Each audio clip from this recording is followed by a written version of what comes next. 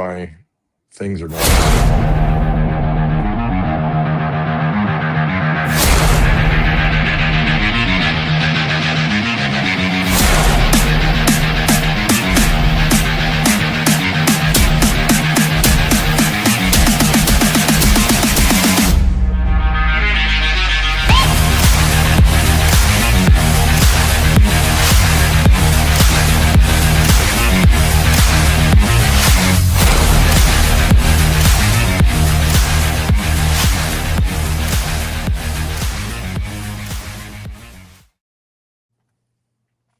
What's up, Rebel Nerds?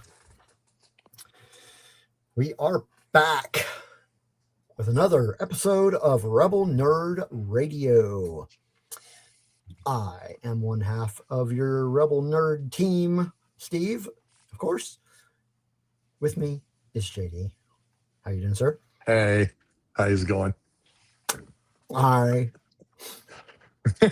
Today, we are at episode number 260. Getting up there.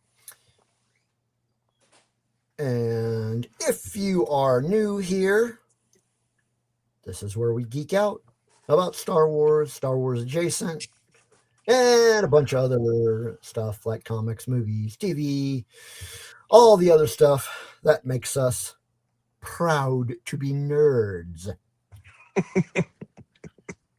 In this day and age, there's a lot worse things to be. So I'm very happy about absolutely. Yeah. it. So tonight we're embarking on a little quest for the Holy Grail. And we're talking about Indiana Jones and the Last Crusade. But we will get to that later. We got a few other things to talk about. We got social media stuff to talk about. We're going to talk about our week. We're going to show us, we're not showing us anything. We're going to show you our thingies. And if you're new here, don't be alarmed. You'll understand when we get there. Yeah. This was the show your thingy is not our idea. So if you're unless you're new, you already knew that. But if you are new, then we did not come up with that. It's not something we did. You can blame the chat for that. We didn't come up with it, but we went ahead and went with it. So we're partially to blame. Why wouldn't we? I mean, we have self-denial. We have excuses why it's not our thing. And plausible deniability is a thing. So, I mean, why not go with it? Sure, why not? So far in the chat, we've got Raven. How you doing there, Raven? Hey, Raven. Strangely, Matt is not in the... Did he say he's got something going on today? I didn't hear about it. I don't know. Like, it's very odd for him to not be in the chat already giving a shit. But, alrighty. I mean, I'm not going to lie. I because of everything that I had going on between the planning for our trip to Texas for Rebel Scum Con and my air conditioner damn near going out.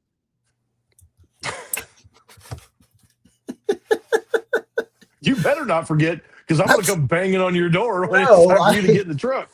I've heard of something like that. I've heard of something. I've heard there's something going on.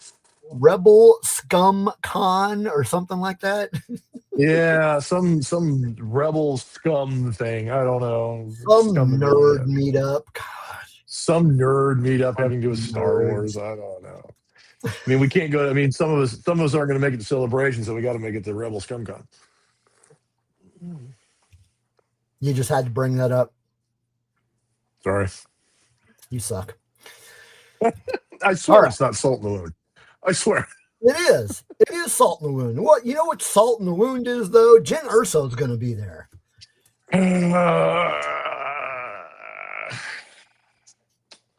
I am very irritated about that. I mean, Deirdre and Sarah will be at Rebel Scum Con. The Stranger will be there. John Boyega is going to be there. Bryce Dallas Hallard's going to be there. None of them are Jen Urso. Well, I mean, I'm trying. I'm trying. I'm trying to work with you here. Quit trying. All right. If you're watching us on our YouTube channel, most likely, or if you're watching this live, you are, or you're on Facebook. But whether you're watching us live here on YouTube or catching the replay later on, make sure you hit that subscribe button and drop us a like. Comments too are good. And if you are new and you're just trolling, jump on into the chat. Share your thoughts with us. We want to hear from you.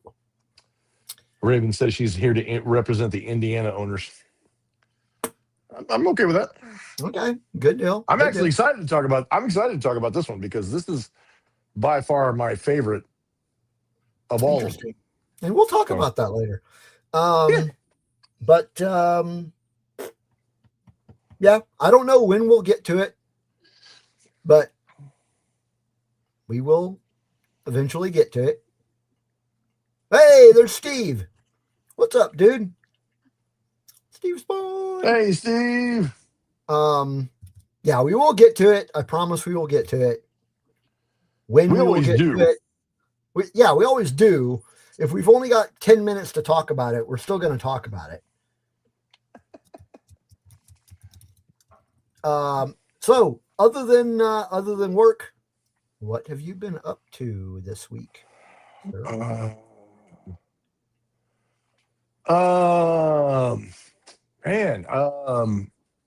This weekend, let's see. Didn't really have a whole lot going on this weekend. Kind of planning for everything going on for Rebel Scum Con. Kind of had to get some things ready and do some stuff for that. Yeah, I mean, like I said, I had a nice quiet weekend, so we did some organization and things around the house, getting ready for that. Unfortunately, this morning I woke up. I was supposed to go to work this morning and then be off Wednesday so we could get everything packed and ready and like do the customary change the oil in the truck and get everything ready to go out of town and all that kind of stuff and make sure the tires are good. And I'm one of those kind of people. I like to make sure those kind of things are all squared away before we leave town.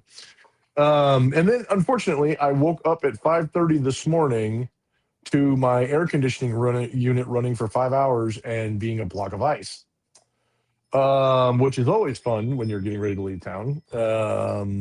It seems like for me and the girlfriend, it seems like a customary thing that whenever we are getting ready to leave town, something inevitably always goes near catastrophically wrong or catastrophically wrong with some appliance that we have in our home. And like one time we had the dishwasher went out. Another time we had like the clothing washer went out. And this time my air conditioning system turned into a block of ice, and I had to have a repair guy come out and mill over the entire system. Now I'm one of those kind of people that I'm very meticulous about how I keep my like all my appliances running, make sure that all of them are clear, that there's no debris in them, all that kind of stuff. So I clean my A coils on my air conditioning unit. I clean my A coils myself. I spray down my outdoor condensing unit to make sure there's no debris in it. I keep it free of stuff. But nevertheless, all the prep work that I do and to make sure that I change out my filters and all that kind of stuff, I woke up to it being a block of ice. And the only thing that the repair guy could find wrong with my entire system is he found one little actuator switch that was about that big. And apparently it had been sticking and flashing over, and it caused my condenser unit to stay running while the rest of the system was off, and it circulated the coolant through there, but it wasn't like running across it like it's supposed to, so it turned into a block of ice. At least that's what we know for now. But so I had to take the day off to make sure that the repair guy could get in, so that way he could look at it, because since we are going to Rebel Scum Con and we're supposed to be leaving the day after tomorrow, I really didn't want to leave town and run into a situation where my condenser unit and my AC unit completely turned into a block of ice and ran for 24 hours at a time. So yeah, it's been, and in the midst of all that, when we were talking about it, I completely forgot it was Tuesday. Oh, geez. I was sitting there talking to, who was it? Somebody called me. I think it was my dad called me. Him and I were just chit-chatting. And he goes, well, you're going to have, what are you talking about tonight in the podcast? And I said, "Oh, we're talking about. Oh crap, it's Tuesday. Shit." It's like, oh god damn, I forgot. In the midst of everything going on between packing and trying to make sure the house is ready for us to leave for 5 days and things like that, which is just something that we do. It's pretty routine. But when something like that happens, it's like, oh crap, you forget just about everything else you're doing, and this is what happens. So yeah, that's been my week. How Hey, about you, Drew. Steve? What's up, man? Mr. Drew. Hey, Drew, So, the fourth member of our party. so I just discovered that we were not streaming on Facebook. We are now, but it did not catch the first 10 minutes basically. Yeah. So I don't know why it wasn't streaming, but I saw a little notification that said that it wasn't streaming, and I was like, well, what the hell, why not? So I had to basically reset the stream for Facebook, which usually we don't even get a notification that it's not going. Yeah. But okay, well, what have I done this week? Well, I'm not going to go. Oh, man. I don't want to go into any details. Oh, I no don't know details. who all is watching this stream. I don't know if there is anybody trolling or spying. But something happened Sunday. That was a lot of fun. Had a good time. Some of I know you, what it is. yeah, If some you're on of you Facebook, know, if you're on our Discord, you right, know what it is. right. If you're on the Discord, you know what it is. And I'm going to leave it at that because I don't, I'm not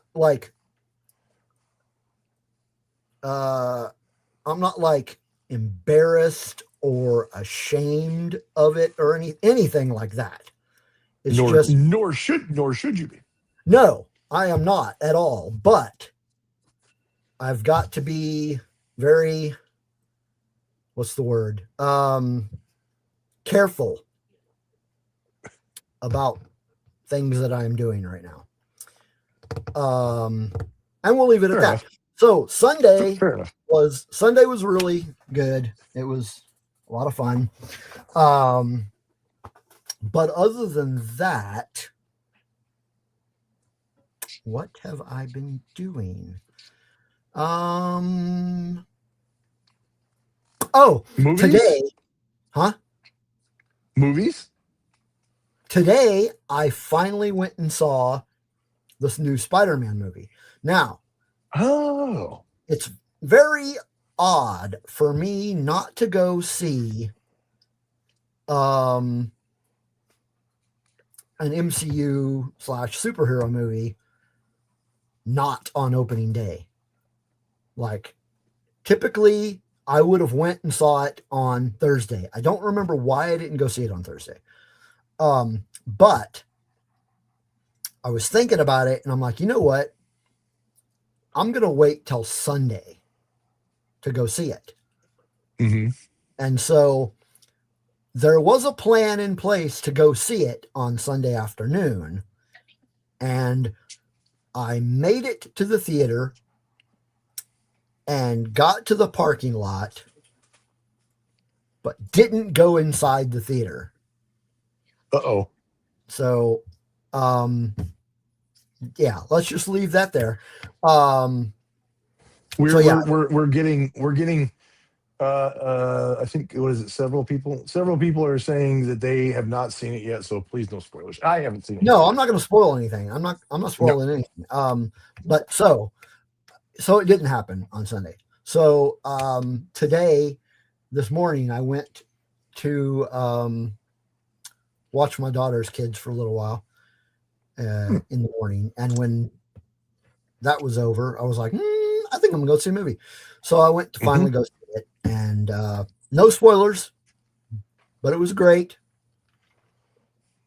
I've heard very good things. I've heard they say it's very good, and apparently a lot of people thought that way because the opening weekend, both domestically and globally, I believe, if my information is correct, they said beat Endgame for being the highest grossing, not only the highest grossing Thursday opening, but the highest grossing weekend opening and the highest grossing, one of the highest grossing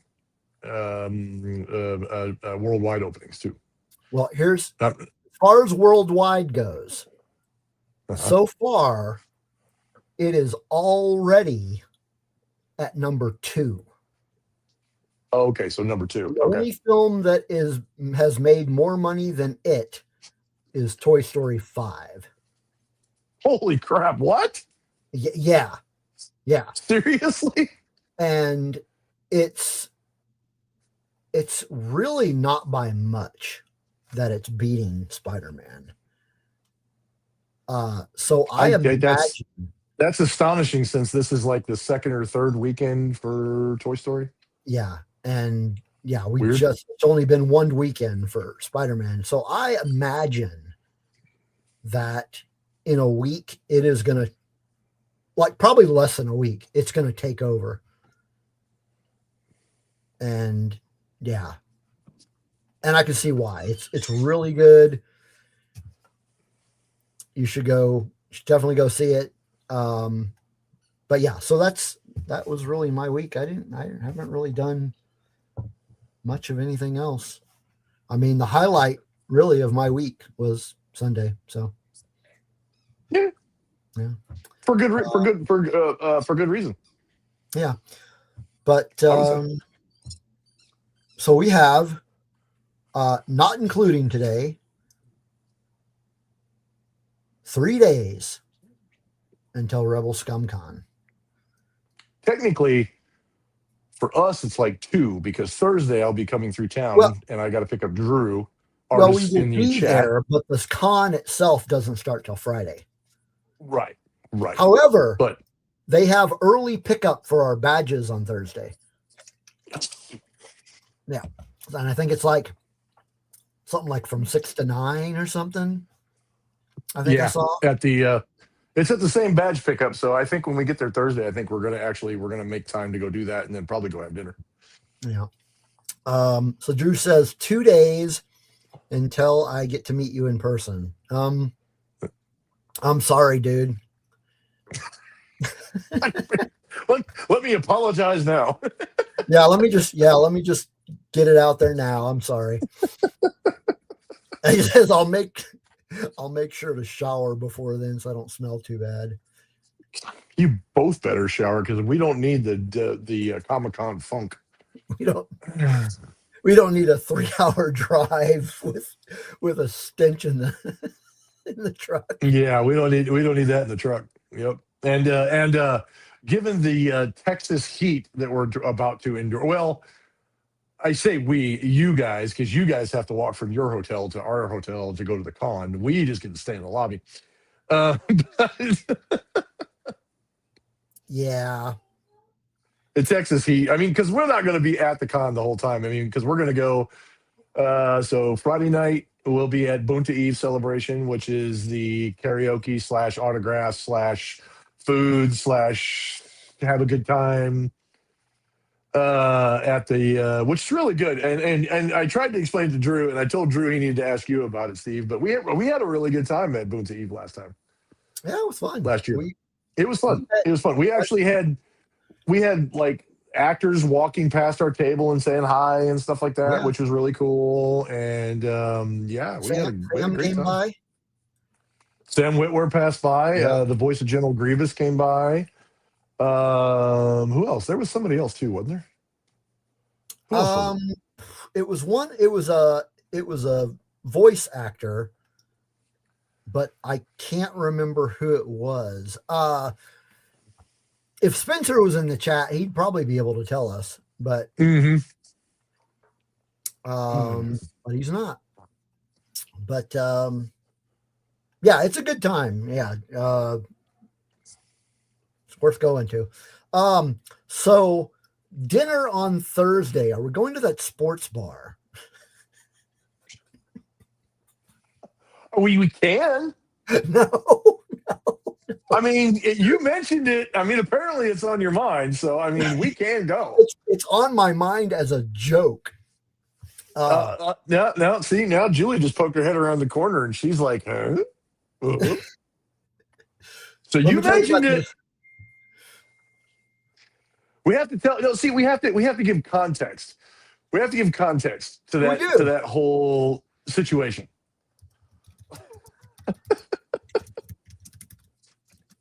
What was it? You and I. What is it? You and I. We all walked back because we were doing something. We were dropping off something. Right. I think we all walked back to the hotel because we dropped off something, and then Julie stayed because she wanted to rest for a minute because she was getting a little bit overtaken by the heat. Yeah. And then we were walking back, and you said you were hungry and you wanted to get a bite to eat. And I was like, that's cool, I can eat something. Right. And right next to our hotel was a sports bar. Okay, Sports bar. I say that term very loosely. There was a sports bar, and we've never heard of this place before. We didn't know what kind of place it was, and so I'm like, well, there's this place right here that's like a baseball sports bar kind of place. So why don't we just stop in there and see what they have? It'd be fun. It's a place we've never been before. I mean, we have a good time. Why not? Spencer We're in finally Texas. shows It's a up in different the place. chat after we've already talked Who? about Boot Eve. Spencer. Yeah. Yep, there you are. So we were like, hey, why not? One of the rules that me and my girlfriend have and the people that I travel with, whenever we go somewhere on vacation, we try to eat places that we don't have at home because that's boring. Yeah. And I think that's a lot of people's rules.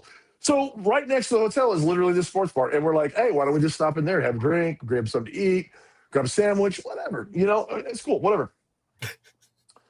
So we walk in, and I don't think we noticed it right away. But we walked in, and they sat us at a table, and the next thing you know,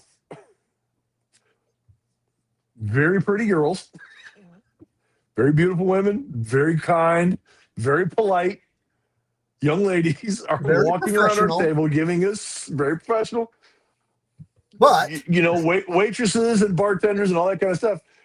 But for those of you who know what Twin Peaks is and have ever been to a Twin Peaks, this place was like that,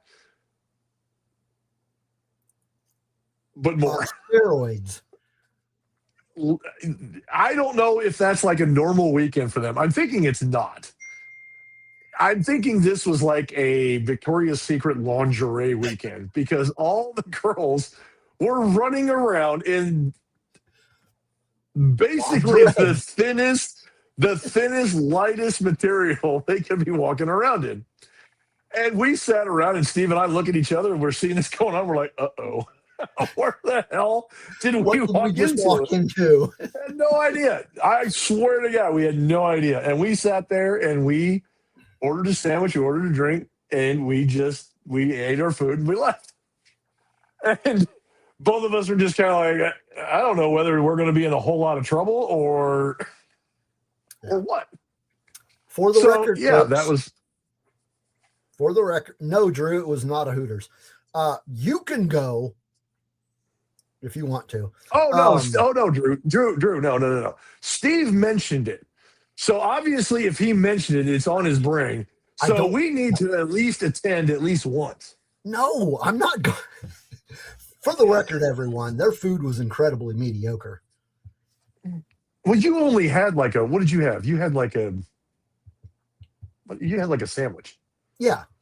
And chips. I mean, that's not sampling food. Sandwich and chips and it wasn't even like a hot sandwich. I don't even think it was a hot sandwich. Was it like a club sandwich or something? Something like that. I don't know. It was. It wasn't worth the money we paid. Let's put it that way. Now, that being said, the one place we went to that was worth the money, and I would go back to, was that little Japanese place. That place was excellent. Oh my gosh, that was so good. That place was amazing. That place was great. It was a place where you got two sections you can sit in. You can sit in a spot that has regular Chinese, or like regular Asian dishes that you can order, or they have another section that you sit in. I would say that's a good possibility of that, Steve. They gave us the dirty old man special. But we're not. We're not. I mean, okay, we're a not little bit dirty old old, men. We didn't realize where we were at. We were very respectful. I mean, I don't go into those places to stare, but it is what it is. And we didn't realize what we were at. We did not realize where we were at until we looked around and went, "What the hell?" And then it was too late by then. We were like, by okay, then we're already sitting we already down and we've ordered drinks. we and were already literally sitting down, and we ordered something to drink. And then we looked around and all that, because the regular waitress that sat us was not in anything provocative. And she was just in regular clothes, and she just looked like a regular waitress. So we're like, okay, it's just a regular sports bar. And then we started seeing, females walk past us, and we're going, what in the hell? And all of a sudden we noticed all of them were like that, except for the hostess. Yeah. Even the bartender was behind the bar, and it's like, even the bartenders, there were more than one. And that's right. Yeah. That's right. But yeah, it was. But yeah, the Japanese place was good. Yeah. That the barbecue place that we went to, not so much. That hamburger place we went to was not worth whatever we paid. It was Nope. Not good. Nope. So that means this year we're going to have to find. I think we found other places that we wanted to try, but we ended up trying, because the Japanese place and the rodeo place, it was like, I can't remember what it was called, Rodeo Burgers or something like that. They actually were at the con, and they were giving out free samples and menus to show, so that way people would come over and actually, go to their establishment. And I think, didn't we screw up? We actually went to the Japanese place on the wrong night, because the night that everybody was planning on going, it ended up being the night that a bunch of the actors and voice actors and people like that were going to actually be at the they were going to be at the Japanese restaurant, and we decided not to go that night. We went to a different place to eat. And then the night after that, we went, and it ended up, they were like, yeah, those people were there the night before. And we ended up going, I can't remember where we went. We went somewhere else, and it was all right. It was like mediocre, but it was all right. It could have been. Yeah, it could have been. I don't know. But the Japanese place I would definitely go back to, because it was excellent. It was great. And then, we'll just have to see. Like I said, this year, for those of you, if you like Spencer, you'll know from last year. And Matt, if he ever shows up, you'll know from last year. The con is supposed to be bigger this year. And like the concourse area, like the little hallways and stuff where they had like the droids, and like they had the 501st and the Ghostbusters guys and all that kind of stuff. They're actually supposed to be more vendors and more places, people in there. It was already pretty crowded.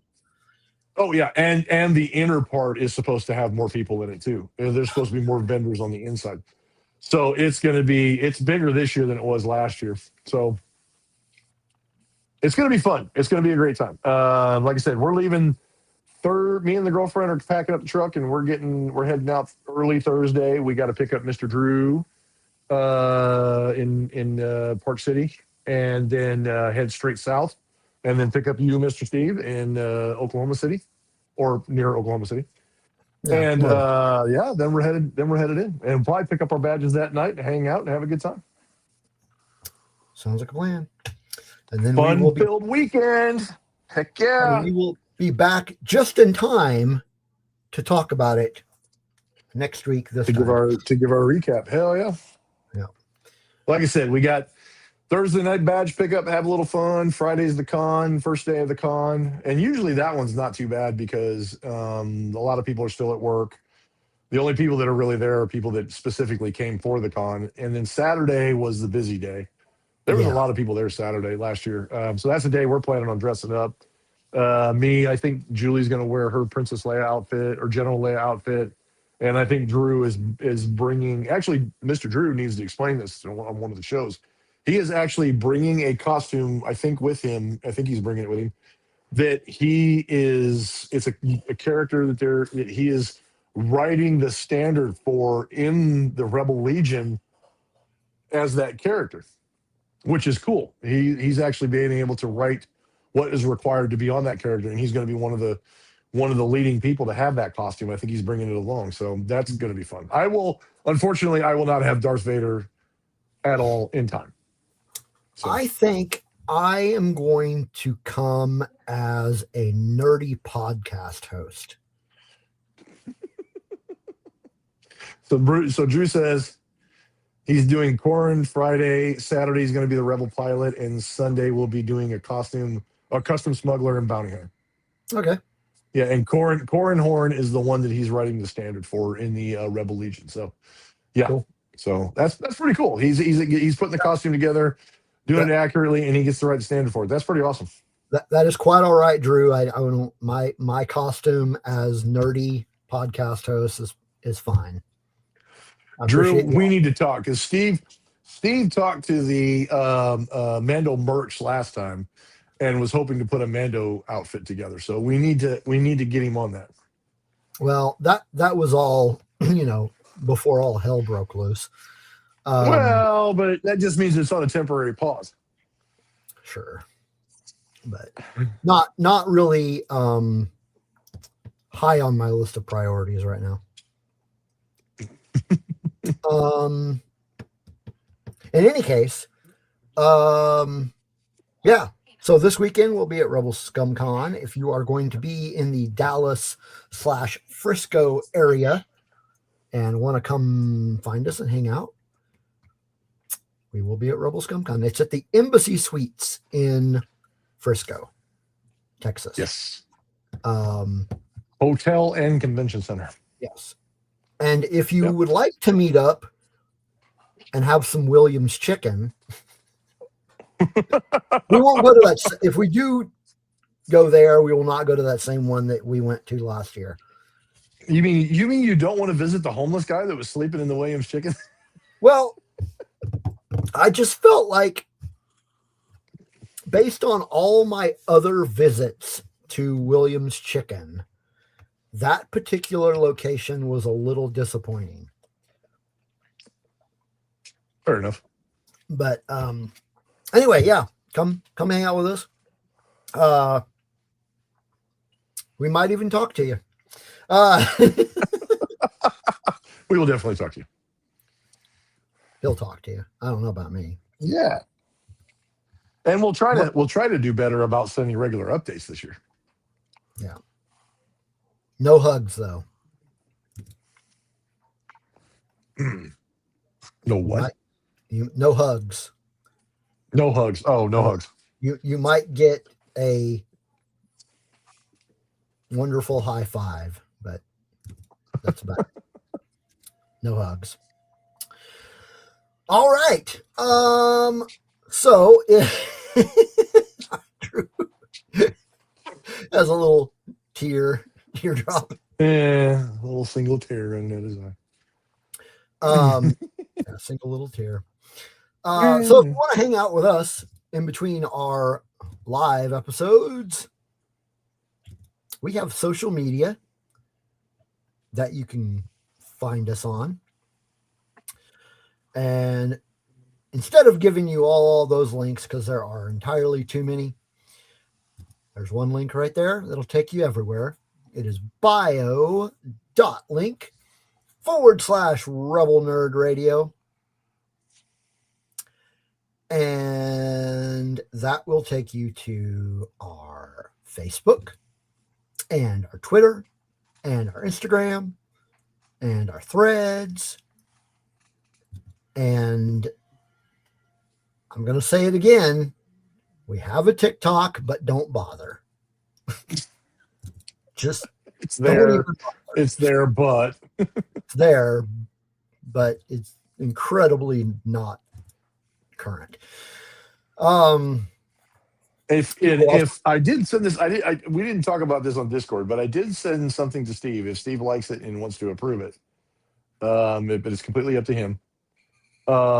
We did. My girlfriend Julie was able to make a Oh QR yeah. code that we are going to put together, and if Steve likes it and approves it for the show, we have a QR code that we can flash up on the screen, and all you have to do is scan the QR code, and it will take you to the bio.link at Rebel Nerd Radio or /Rebel Nerd Radio, which Yeah, hang has on, merch links, social media, all that. Okay. And I think you got a picture of it. I sent you a picture of it.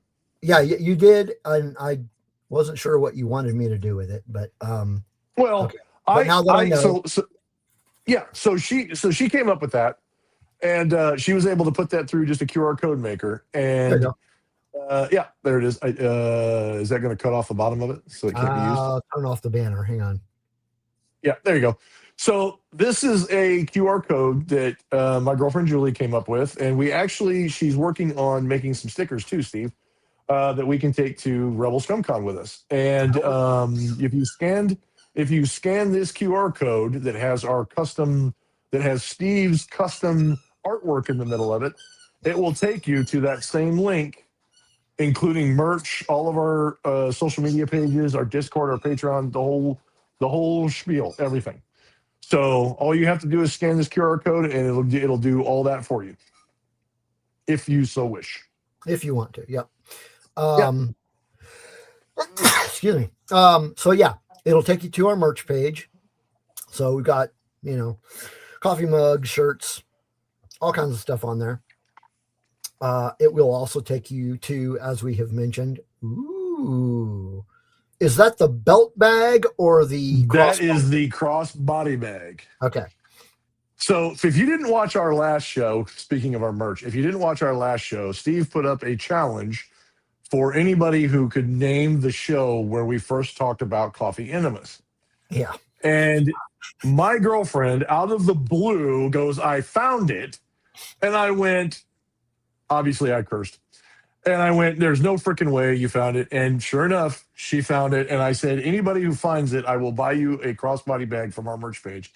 And lo and behold, here it is. This is the crossbody bag that you can get from our merch page. It has our wonderful logo on it, Rebel Nerd Radio. And it's actually not a bad little bag. It expands. It's got a couple pockets in it. Pretty nice, really. I mean, she's going to bring it to Rebel Nerd Radio, and or she's going to bring it. What? She's going to bring it to Rebel Scum Con. I can't talk. She's going to bring it to Rebel Scum Con, but yeah, that's the crossbody bag. Like I said, it's expandable, so it actually go out, and she's going to wear that while we're there. And but yeah, this is actually physically the piece of merch that you can get from the store. Yes. So, yeah, very good. Crossbody bag. Not a fanny pack or anything else. It is a crossbody bag.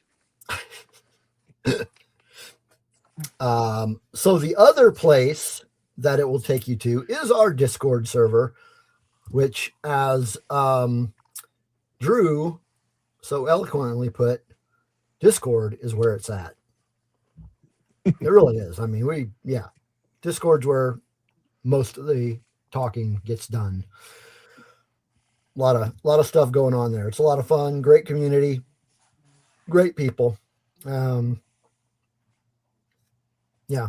So go check it out. We do. All seriousness, we have a great community of people over in our Discord, and it seems like lately we have more people talking in our Discord than we do in our chat during the live shows. But that being said, we also do have a lot of people who watch later on the rewind and stuff like that, because obviously it's summertime. People have things going on. They have family events. They're probably outside enjoying the weather if you're not boiling to death in the heat.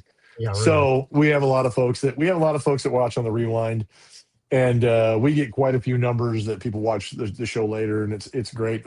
But Discord is where you can find everybody. We have so many more people over there. We have a lot of people that contribute to the chats and contribute to all kinds of different chats that we have, including pet channels, 80s channels, movies channels, promotionals. If you have your own stuff that you want to promote, there's all kinds of stuff that you can go through and you can be a part of. And then the regular shenanigans chat is just people having good conversations and just having a good time, and incredibly cool, incredibly supportive. Huh? I said, and then there's the X-rated channel. We don't what? I'm kidding. You trying to push people away or what?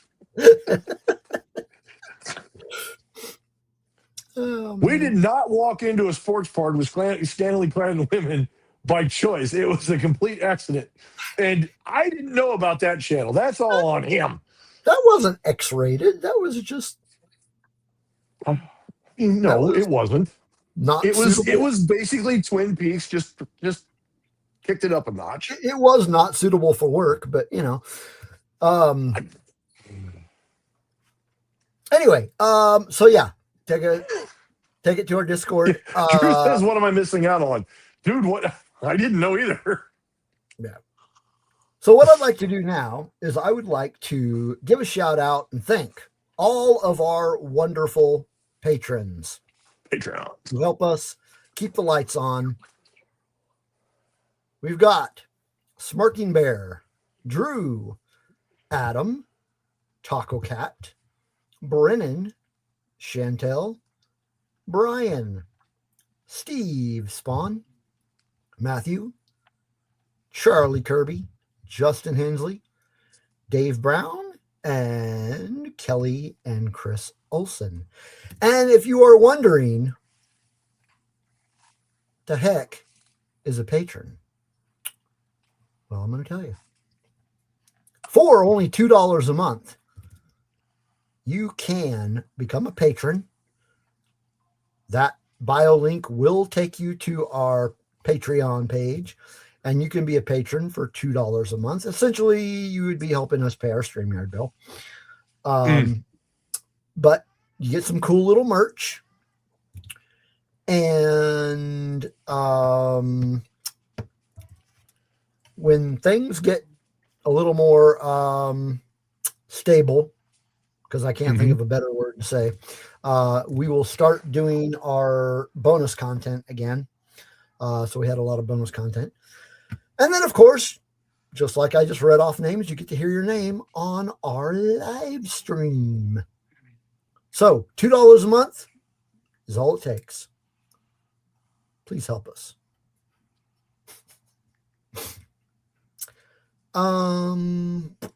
Yes, I mean that's literally what our Patreon is for. Pretty much, and yeah. you get if you're a new Patreon subscriber, you get not only a couple stickers, one of them being an exclusive to our Patreons, but I will also 3D print you a few things. I'm having some issues with that right now, but hopefully that will be resolved soon.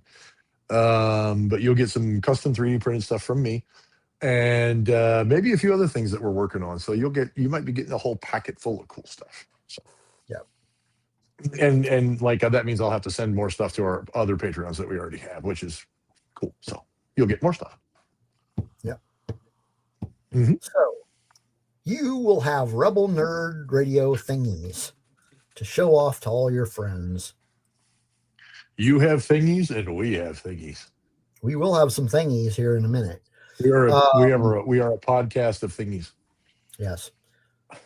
With that in mind, once again, we go a week without any Star Wars comic books to speak of. I don't know what's going on with the Star Wars. I don't know, man. This is like 3 weeks in a row that we have not had any comic books. That's crazy.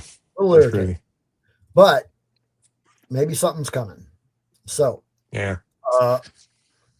So we will not be doing a Drawn to the Force segment tonight, but we will show our thingies. We're going to show. And this, ladies and gentlemen, is why we're nerds. This is why we do what we do. It is what it is. Thingies. I got two thingies tonight, so I have two thingies as well. So you want to go first? Go for it. Go for it. Okay, I'll go first. So the first thingy that I have, I got this from my niece's partner. I think she got it at a thrift store, but it's kind of cool. I don't have one of these, but it's C-3PO with the red arm, you know. Nice. Force Awakens. Nice. Yeah, it's pretty nice. Nice little thing here, and Mm-hmm. yeah. So, yeah. So I can stand them up somewhere. That area up top is getting quite full, so I'll get it up there. So that is my first. You sound like thing. you sound like me. Everything's getting full.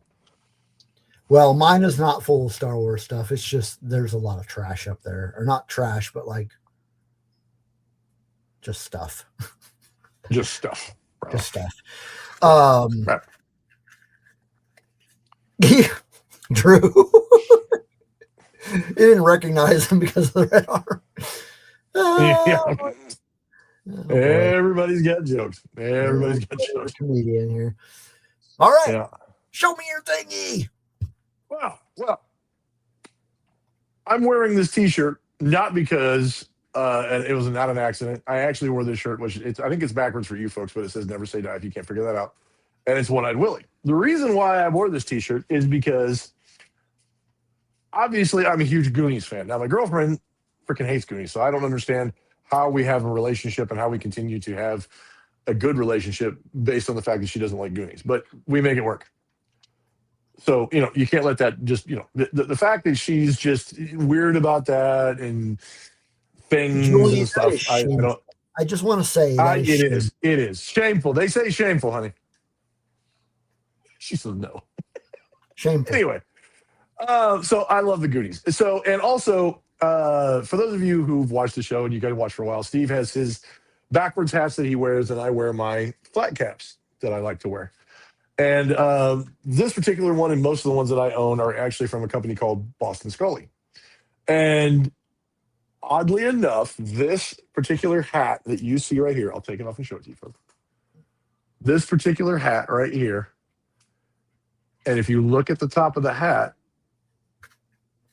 there's the pirate insignia on it. And the reason for that is because this is their Goonies edition flat cap. They actually made a Goonies edition flat cap. See, when you said pirate symbol, I thought you were going to bring up something about the new Black Flag Redux thing. Oh no! I've been resynced. I have been playing the crap out of that. I've been saying that to everybody. I've been playing the crap out of that, and I almost kind of want to slow down playing it a little bit because I don't want it to end. Because as soon as it ends, I have to stop and then play it all over again. So it kind of sucks. Because if I go through the whole thing and I play the whole thing, that means if you finish the game, yeah. So I'm actually kind of backing off playing a little bit because I want it to last for a long time because I've been playing the crap out of it and I love it. It's such a great game. It was my favorite game to play and my favorite of the Assassin's Creed series. But when they redid it, they actually added more content to the story.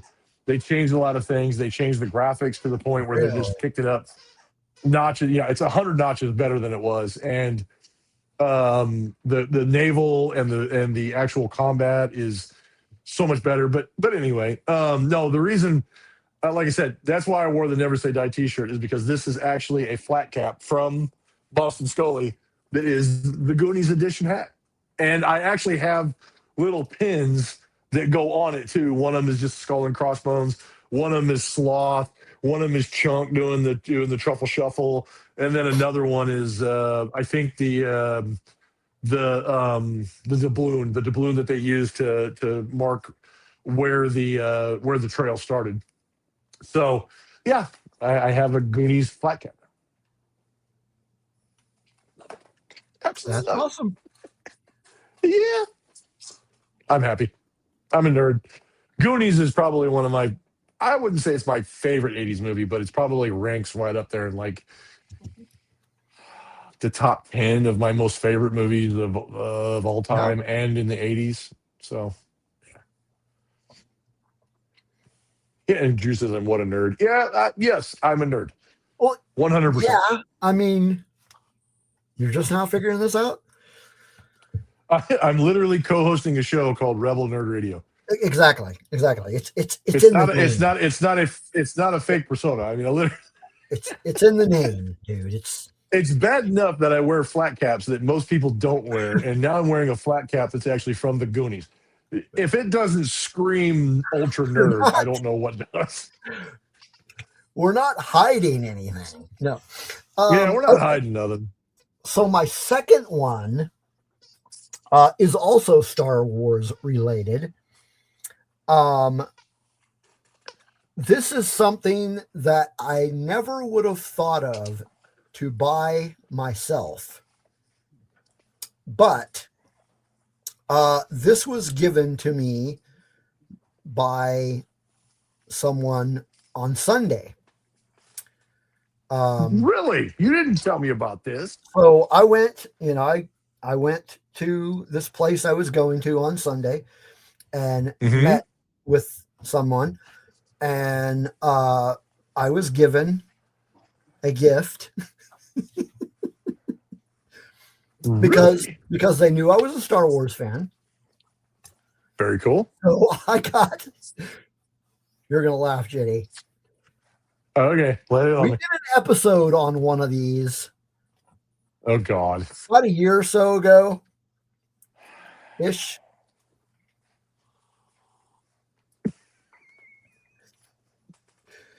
It's a Wicket plushie. So nice. It is nice. It is now like probably one of my prized Star Wars possessions. Hey, that's awesome. That's cool. So I got that on Sunday. Especially since I know the other part of that story. That makes it even better. Yeah. So So got a stuffed Wicket, and it's awesome. Never would have thought to buy myself an Ewok, but hey. But hey, I mean, it's Wicket. I mean, he's the coolest Ewok. One of these days, I'm going to stop buying new stuff, and I'm actually going to have to start like taking things out of my collection and showing people things that I actually have in my collection instead of the new stuff that I keep adding to my collection. And I actually, for my birthday, I think it was was it for my birthday or was it for? I can't remember. I have to ask the girlfriend, but someone actually bought me for, I think it was my birthday one year. Somebody actually bought me when they were doing Star Wars Build-A-Bears. They bought me a Chewbacca Build-A-Bear and a Darth Vader Build-A-Bear that I proudly added to my collection. They were gifts, which I was like, that's fantastic. That's cool. I love it. That's great. The only other plushie that I have, like Star Wars plushie, is actually a Build-A-Bear Boba Fett. Oh yeah. Yeah, they did several. They did several different ones, but yeah, I got the Chewbacca one and I got the Darth Vader one, and the Darth Vader one actually breathes, and the Chewbacca one actually does the roar. So. Yeah. Oh, you know what? Where's he at? Would you consider this a plushie? Where the hell did it go? Oh, here it is. I guess this is also kind of a plushie. It's kind of, but kind of. Kind of. But yeah, the Build-A-Bear is much bigger. But yeah. So, what is your second thingy? Oh, so for those of you who tuned in last week, I revealed my Lando Skiff Guard helmet. I call it the Lando Skiff Guard helmet because I look at it from that point of view. I mean, I know it was in Solo too. I understand that. Not Solo 2, but Solo also. So I showed everybody that helmet last week, and it was actually a very cool helmet. Loved it. It fit great. I haven't put the padding in it yet, but it fit great. It was pretty awesome. And so when they came out with that helmet, they also came out with another accessory that you could buy that had to do with Lando and the Skiff Guard. And I was like, okay, I got to have one of these things. There's no way I can actually go through and there's no way I can go and buy the helmet and not have this piece to go along with it. So, it's cool. I thought it was going to be a little bit different, but it's more of a, I don't know, like a LARPing kind of thing. It's made out of LARPing material, but I actually purchased the Skiff Guard, Orlando Skiff Guard Vibrax on top of it. That's awesome. Yeah, it's foam. It's 100. You can't see it, but it's 100. Look at it. Watch. It is 100% foam, and like foam up here, foam here, foam here. The whole bottom is encased in foam. This part is foam. This big ball on the end is foam. This is all foam. The only thing that's really not foam is I think there's actually a center shaft down through here that's plastic that's kind of got it all encased, and then you actually get a carrying handle with it so you can throw it on your back. But yeah, it's a foam like LARPing style vibra axe from Return of the Jedi. I say Return of the Jedi because that's where I saw it first. So, but yeah, so I bought the vibra axe to go along with it, to go along with the skiff guard helmet. So now what I got to do is I got to figure out a way to mount that thing like here or like here. Which I think I can do that with some 3D printed stuff. But I'm going to mount that thing like right up here so you can see it. So it'll be mounted just like that. So yeah, like I said, no way I could have the Lando helmet and not have the axe. So it's very flimsy. It's nice. Like I said, it's really just a LARPing piece. Like I said, it's completely foam. It bends pretty easy. Drew says, I got you. I have the perfect way to display it. Awesome. I kind of figured I might be able to count on Drew. And since I'm having problems with my printer, I need to talk to him about. Actually, I'll probably talk to him about that on our way to Texas. Yeah. So I need to find a way to display that up here, which will be fun, which will be great. So, yeah, got the Vibrant. So I'm sure we'll have a lot to talk about on our way to Texas. 100%. Because, man, when was the last time I actually saw you? I think it might have been when we went and had breakfast when you were in town. Yeah, it was when was it? I think so. I think that's the last time. Oh, no. It was Thanksgiving. That was when me and Julie came down for the OU game. Right. Yeah. Right. And we had lunch. That was when we went to breakfast. No, we had lunch. Was it lunch? Yeah, it was lunch. We had lunch. But it was at a breakfast place, wasn't it? Yeah, I don't know. It was one of those places in downtown Norman. Right. It was Scratch was the name of it. Yeah. But might have been breakfast. I don't know. It was you and Julie and me and the person who shall not be named. My dog has now taken an interest in the axe, and he thinks it's now one of his balls. Yeah, it was. I don't mean testicle. I mean like one of his balls that he plays with. Yeah, Drew. I don't have a Switch, but I hope I will get one eventually. No, the person that shall not be named was not Voldemort. Voldemort wasn't that bad.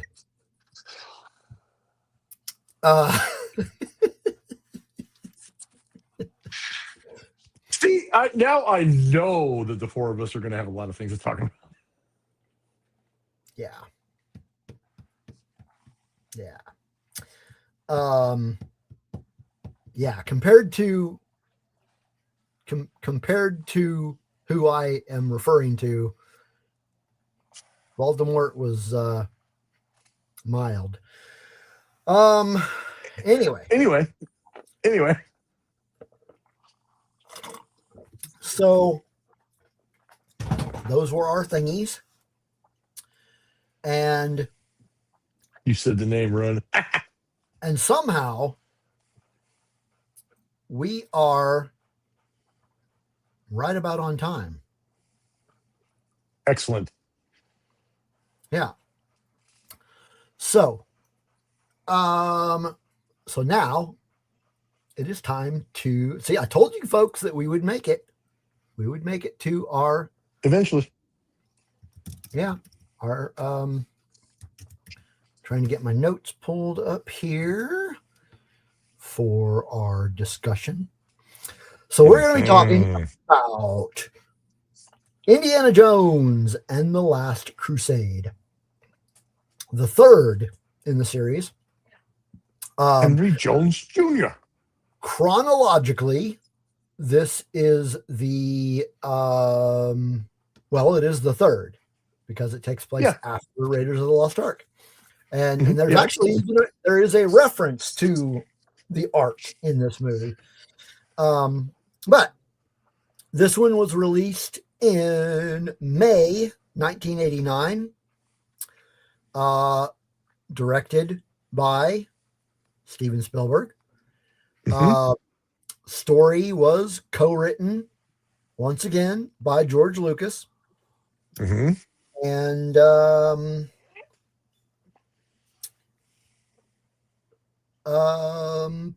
so just a real brief, like super brief synopsis here. It starts off with a flashback. We do the flashback, and we're going to talk more in detail about all this stuff, but just real quick, the flashback to when Indiana was like a teenager. And then we flash forward, and he ends up getting recruited to try to find, initially the idea was not to go find the Holy Grail, but to find the person who was looking for the Holy Grail and got lost. Person so happened to be Indiana Jones's dad. So there's this whole globe-trotting adventure going on all over. I say globe-trotting, but really they were kind of in the same like regional area. Somewhat. Kind of. Like Europe. Like, because Europe the first part starts off like where he does college and then his dad's house. And then he goes to Venice, Italy for part of it. And the rest of it is in like Egypt, like what used to be the upper and lower regions of Egypt. Well, technically, if you know geography and you know history, where they ended up at the end was actually in Turkey. Jordan specifically. No, that town that they ended up in is actually in Turkey.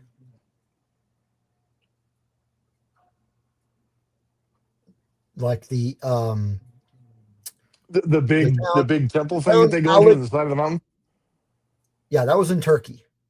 That's Petra. That's actually, I mean, for real world reference, that's Petra in Jordan.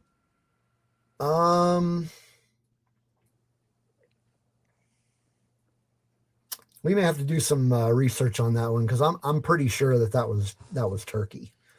Yeah. Where they enter into the temple where supposedly the Holy Grail is being held is actually a place called Petra, and it's in Jordan. I didn't know that because I thought. Yeah, when did they say it was in Petra though? They never did. So they never actually mention that it's Petra. What they do mention is that they started in the city that's called Alexandretta, which is an ancient city, but the town of what was the city that was built over it?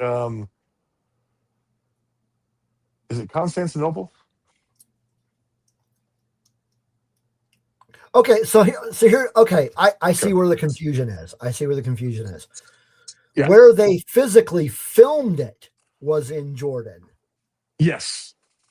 But for story's sake, they were in a place called the Republic of Hatay.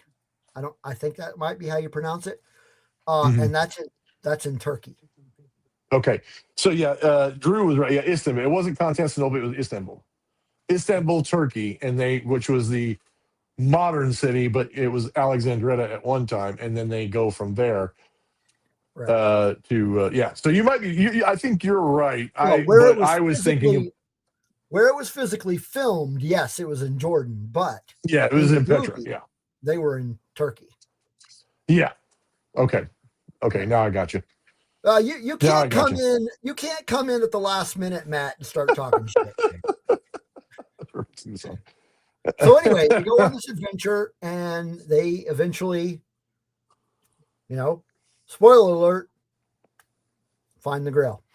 So let's start talking about it. Oh, and they also go to Germany too. That's right. They also go to Berlin in part of it. Yeah. And he actually runs into Hitler. Yeah. And we'll get to that. We're going to get to all that. First thing I want to know. Another thing that I wanted to mention. I wanted to talk about the box office. So the budget for this film was $48 million, and the box office was $474.2 million. And as far as hang on, I'm trying to find for the love of God.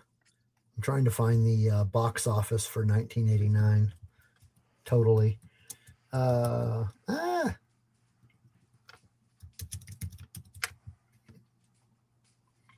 Okay. It was the highest grossing film of 1989. And without into the 80s with a bang. Yeah. So without doing any internet searching, can anybody guess what the number 2 movie of 1989 was? Oh, challenge time. See, Steve's going to have to buy you the crossbody bag this time. I ain't buying shit. But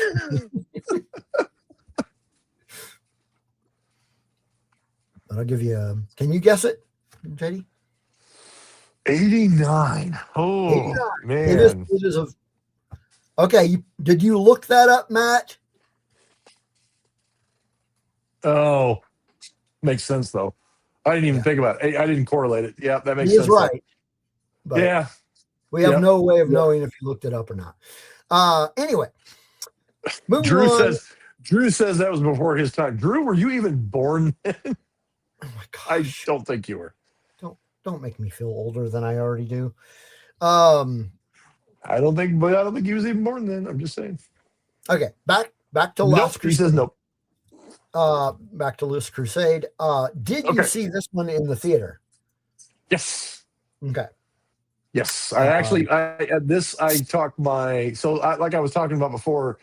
My father's dad, my grandfather on my father's side, him and I went to see the Star Wars movies in theater, or Return of the Jedi in theater, and then on my grandfather's side, I saw The Last Crusade in the theater with my grandparents, or my grandfather on my mother's side. So that's why the Indiana Jones and the Star Wars trilogy or the Star Wars saga and the Indiana Jones trilogy at the time were so special, because I got to see the Star Wars one with my grandfather on my father's side, and then I got to see the Last Crusade with my grandfather on my mom's side. Okay. Yeah. That was cool. That was very cool. And he actually enjoyed it, because I took him to some movies that were like, I honestly, when I was a kid, my grandfather was like, "Do you want to go see a movie?"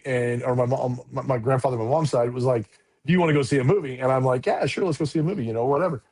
And so we'd go see a movie, and we'd see something like Indiana Jones, and he would actually like it. He loved it. He thought it was great. And then we went to see something like Die Hard or The Last Boy Scout, and he goes, "I don't really think it's a good idea that I brought you to a movie where people are cursing." And I was still in like middle school at the time. So he was like, "We need to do a better job of vetting these movies before we go watch them." And I'm like, "I didn't know it was like that." Because I talked him into going to see 2 Bruce Willis movies. We saw The Last Boy Scout and we saw Hudson Hawk in theaters. And I talked him into going to see both movies, and he actually willingly took me to see them. Now, The Last Boy Scout I thought was okay. It was all right. But I know I just heard you say, but I actually love and it probably ranks in the top 10 of like movies of all time for me. Hudson Hawk. What? I love Hudson Hawk. I loved Hudson Hawk. Man, I would have put that on a popcorn better than the movie list. But Oh no, we're not doing that one. No, because I won't agree with you. I loved Hudson Hawk. So Hudson Hawk was a great movie. Brian popped in and said, I absolutely love The Last Boy Scout. I do too. I like The Last Boy Scout. It was a good movie. Like a hell of a lot It was better a damn good movie. Hudson Hawk. Good Lord. You're crazy. I loved Hudson Hawk. There's something wrong with And it. see, my girlfriend just said she hated the Goonies, but she loved Hudson Hawk. There's definitely something wrong with you. Both of you. There's something wrong with the two of us. What's wrong with both of you? Anyway. Oh yeah. Saw this one in the theater. It's actually there's actually only 2 of the whole series that I haven't seen in the theater. I didn't see Raiders, and I didn't see Crystal Shit. Crystal Skull. Yeah, that one. That's what I meant. Yeah, that one. Yeah. No, I did see The Last Crusade. I did see back to the discussion at hand.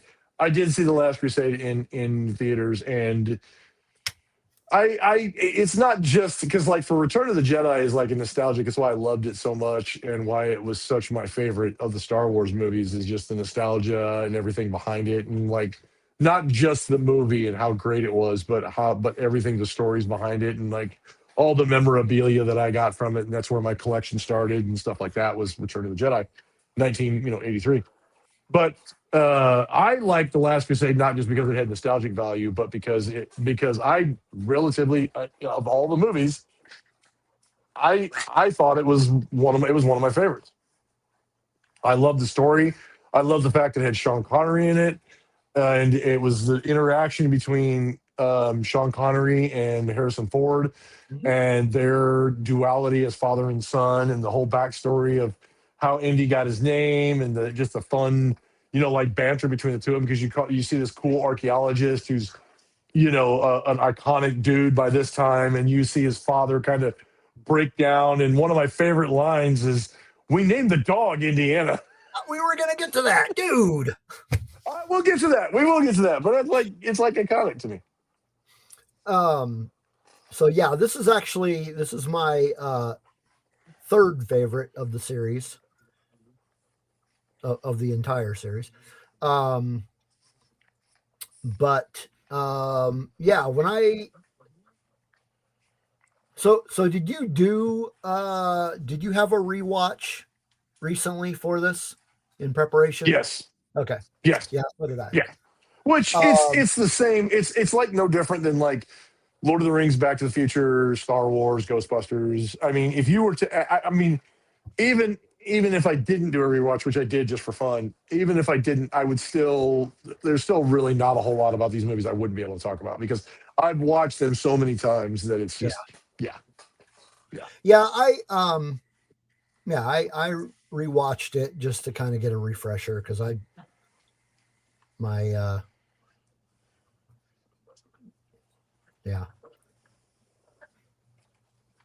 wanted to get that makes total sense because number one, why wouldn't you? Because they're great movies. Right. So all of them, being able, and that's the great thing about like when we do these shows and we do these off-camera ones that ain't necessarily Star Wars because we watch Star Wars all the time.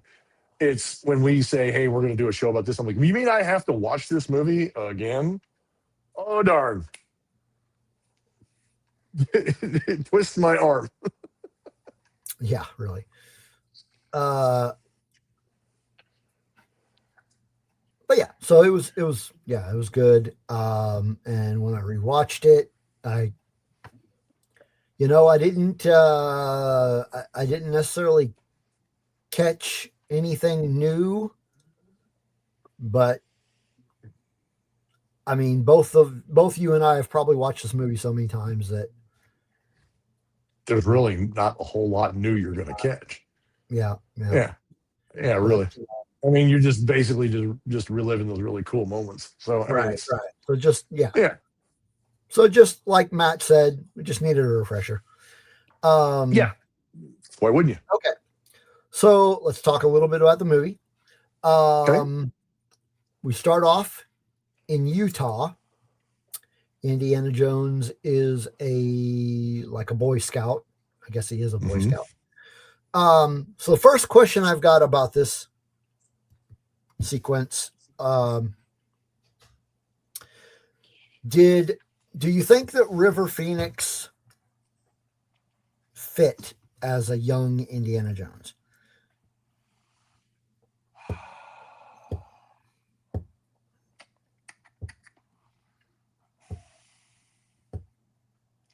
I You're on the fence, aren't you?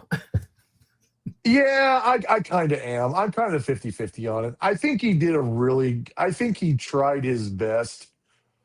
But I mean, it kind of ranks right up there with Alan, or not, dang it, I can't, his name skips my mind. Solo. Um, Oh, Alan, the dude yeah. that played Solo in Solo. Who did they play Solo? He was trying his damnedest. I mean, he really was trying to emulate Harrison Ford in his mannerisms and the way he did things. I don't think every actor, Harrison Ford has such a unique style, and he's such a unique individual in the way he acts and the way he does things and the way he speaks his lines and that kind of stuff, that to mimic that is hard. Yeah, It's hard to do. I don't want to sit here and say that he didn't do a good job, because rest in peace, River Phoenix. I mean, yeah, he was a brilliant actor when he was with us and that kind of thing. He was a good actor. I don't want to disparage his efforts to act like Harrison Ford and portray Harrison Ford, because I think he tried to do it as best as he could, and I give him a lot of credit for that. Could I name somebody that would have done it better? No, honestly, I can't. But River Phoenix act like River Phoenix, and he was trying to play Harrison Ford. And yeah, I give him credit for doing the best job that he could, trying to emulate a young version of Harrison Ford or yeah. Indiana Jones. Um, So I'm on the fence about it, simply because I'm just like Alden Emmerich, I think is how he pronounces his name. Um, yeah, he, like I said, I don't know how else to explain it. He did the best job that he could, and I think he did a good job in that respect. But that Harrison Ford is a very hard actor to mimic. I feel like yeah. So, the yeah, only River person Phoenix. I've actually seen that mimics Harrison Ford almost to a T is actually Mark Hamill, because he's actually done like an impersonation of Harrison Ford on a talk show, and he did a really good job. But he was monologuing like one line that Harrison Ford said to Mark Hamill, and Mark Hamill recreated it, and it was really good. But Alden Emmerich did a good job. River Phoenix tried. Like I said, I'm on the fence about it, because I'm like, it was very hard to do. I think River Phoenix is River Phoenix trying to be Harrison Ford. I think he did the best he could. But Okay. it doesn't mean I didn't enjoy it. I thought that sequence was great. I enjoyed the crap out of it. I enjoyed it, and it's an iconic part of that, because you basically, number one, you get to see how he got his fear of snakes, how he got his You are hat. jumping ahead, dude. I am jumping. Go ahead. I'm sorry. Go ahead. Do it. No, Do it. no. Go ahead. So what I was going to say about River Phoenix is Yeah. Go ahead. Sorry. he was a good actor, a great actor. Yeah. Uh-huh. But he didn't do it for me as young Indy. He tried. It didn't Yeah. resonate Indiana Jones for me. But Yeah. like you said, it did not detract from the whole sequence, because the whole sequence was great. Like you mentioned, we get some origins. We get the origin of the whip. We get an origin of the scar. Yep. We get an origin of the snakes, which I thought was like kind of hilarious, because at first he was not scared. He's like, it's just a snake. And then turns out Yeah, he gets. Well, you fall into a pit of snakes, it tends to Yeah, change your yeah, it perspective. tends to change your theory on that. Yeah, it does. And then you get the origin of the fedora. But yeah, so you get all these origins of the character, and then you get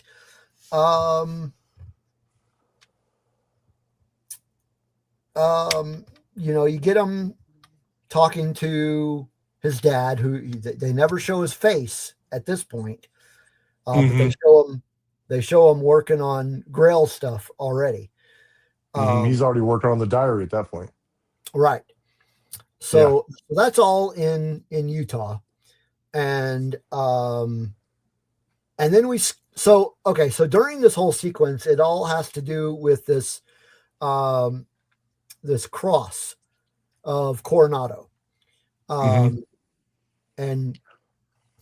for the history illiterate, I guess, Coronado was a Spanish explorer that explored Mexico and he actually made it into the United States.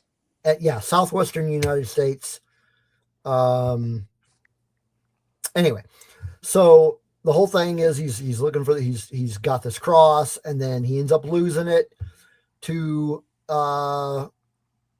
this gentleman who says it's his. And then we jump ahead, and he is in. This is actually funny. I wanted to Google this real quick and confirm it. Speaking of Coronado, for those of you who are history buffs and who if you know that Coronado was an actual person, I did not know this until I actually spent some time in Western Kansas. Coronado actually made it all the way to Kansas. Mm-hmm. Oh yeah, present day Kansas. He actually made it all the way here. So when they talk about him being in Arizona and like some artifacts in Coronado and like the Coronado Cross, he dropped it off in his story. He buried it in Arizona, but Coronado actually made it up to Kansas in that part. That was kind of cool. I thought that was kind of neat that when I saw the movie, and then years later I spent some time in Western Kansas, found out that he actually made it this far. And it was in the 1500s that he made it this far, which I thought was very cool, very interesting. Yeah, very cool stuff. Mm-hmm. So yeah, he ends up when they time skip to present day, he is again getting the cross from the same guy. At this point, he's in the water. He's on a ship, but he is near Portugal. And anyway, so after that, they skip ahead, and he gets approached by this guy, Walter, that he's been looking for the Holy Grail, and he's the person who was leading his expedition has disappeared. Turns out this person is his dad. So Indiana Jones is like, all right, I guess we'll go look for dad. And so he and Marcus Brody go to Venice and go looking for dad. But yeah, Venice was an interesting little sequence. He ends up underneath this library, which used to be a church, and runs into a bunch of rats, which we then learn that his dad is afraid of rats, much the way he Definitely is afraid of rats. Yeah.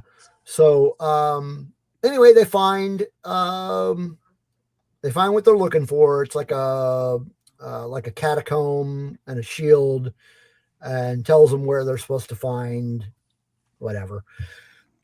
And then there's this boat sequence, like a basically like a boat chase, because there's a secret society that's chasing them because they are trying to find the Grail, and they don't want them to find the Grail.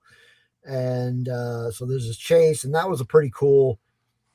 Yeah, Matt. Good old General Veers wants the Grail. Yeah. But yeah. Yeah. So where was I at? God damn it. The boat chase. The boat chase. So it was a really cool action sequence. Mhm. One of many in this movie, because there was a lot of really cool action sequences in this movie, and we're gonna get that. Yes. We're gonna talk about that a little bit more. But also during all of this time, they meet up with Dr. Elsa, and yeah, so she's like another. She's like the. She's not like the Marion Ravenwood, and she's not like the Willie. Mhm. She's just there's a completely different dynamic between these two. Like, I don't know. It was different. Well,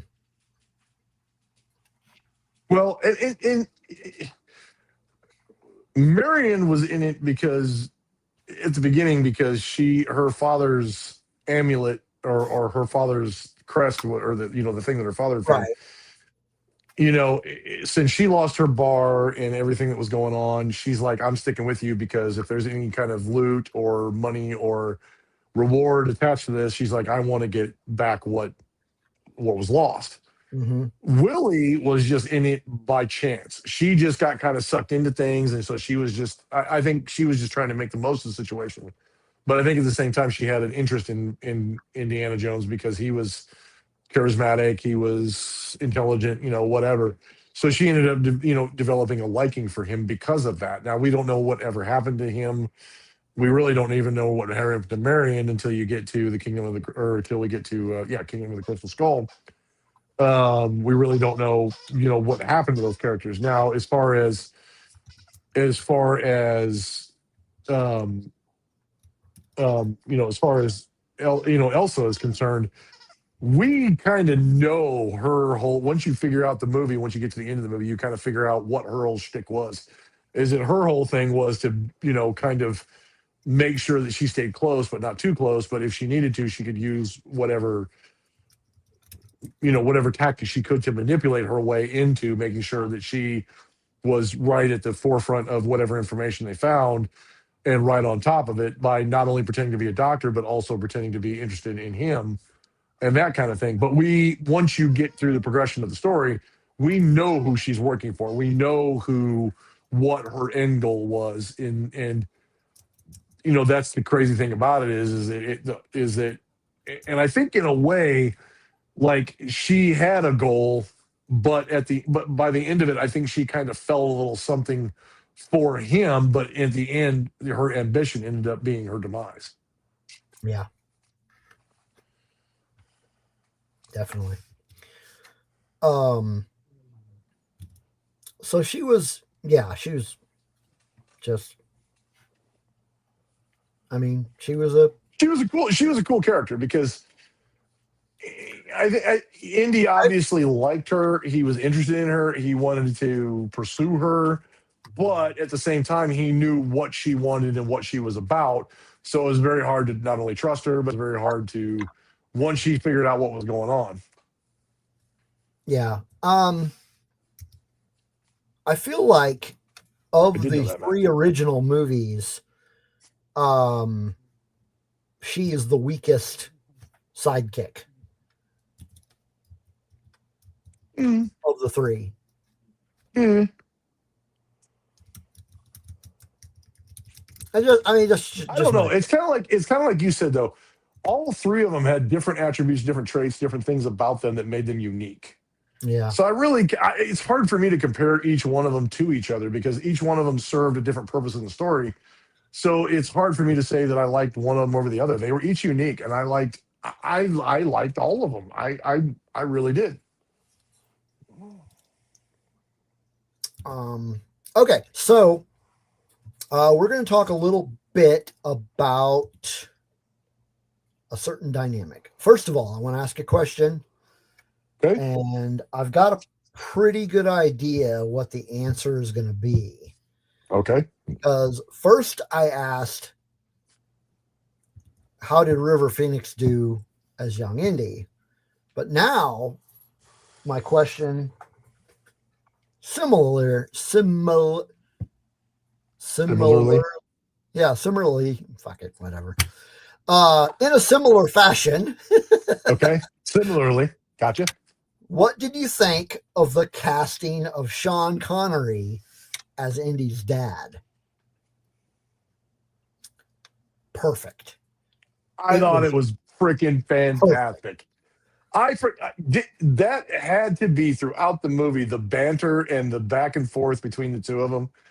I thought was freaking fantastic. And I think and I don't know if you're going to talk about this, later, but the antithesis of their dynamic between the two of them and the chemistry between Harrison Ford and Sean Connery showed up for me when they're on the Zeppelin and they're having that conversation between the two of them about when he was young and not paying attention and blah, blah, blah, blah, and all this thing.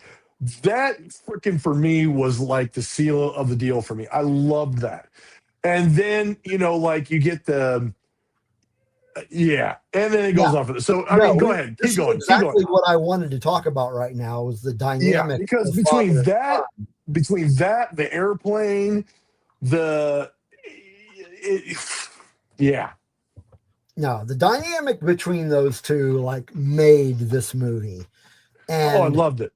Fantastic.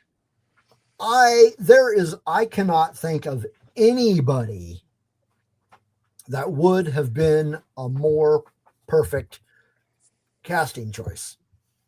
Yeah, because I think in the end they were actually going for the fact that Indy and his dad. Indy was trying so hard to not be like his dad because he felt like he regretted the things that his dad did when he was younger. So Indy was trying not to be like his dad, but at the same time, he was an archaeologist. He went after the adventure. He went after the quest. He did the things. And I mean, even though Henry Jones Sr. had a singular quest, which was the Grail, Indy went after everything. But between the Temple of Doom, between the finding the Ark, and now being sucked into the Grail quest, by the end they come to find out that they're not that different, that they're actually, they're both the same. And they almost tried to make it like Henry Jones Sr. is different than Indy, and they've walked these different paths, but at the same time, it's almost like they're paralleling, and then finally they meet. I think it was fantastic. I'm like you. I can't think of anybody else that would have been a perfect match to be the counter to Harrison Ford. Like Sean Connery did it. I mean, it was fantastic. Dynamic between those two, the quotes that we got from those two, like you mentioned, we named the dog Indiana. Yeah. But another quote from a banter between those two that is one of my favorites is when Sean Connery says, "You call this archaeology?" I like the part where they're on the motorcycle. They're trying to escape from Berlin, or they're trying to escape from not Berlin. They're trying to escape from the castle after he rescues him, and Indy throws the rod through the motorcycle, and the motorcycle does this flip and blows up, and he's smiling and he thinks it's funny, and Indy's like, "Oh, that's so cool," and Sean Connery looks at him and he's like, and he winds his watch, and I'm like. And Indy's is like, all right. I'm just like, even in the action scenes, they're going back and forth, and they're having this banter back and forth. And you get to the part where he's jousting with the flagpole, and he hits him with it. And Henry or Sean Connery is smiling, and he thinks it's funny. He thinks it's fantastic. And Indy's just doing what Indy does. And he's just, even in the battle scenes and the things going back and forth. And when they're in the castle, they're trying to escape, and he's like, and Sean Connery's character, Henry Jones Sr. is like, I find if I just sit down and think about the situation, and he triggers the Right. way out, Right. and Indy falls down it, and I'm like, even in these action sequences, you get this back and forth between the two of them, and I'm like, it melted into this just whole thing to the point where you're like, this is fantastic. Yeah. I love this. Those two actors had some great chemistry. Oh yeah, it Um, was fantastic. It was 100%.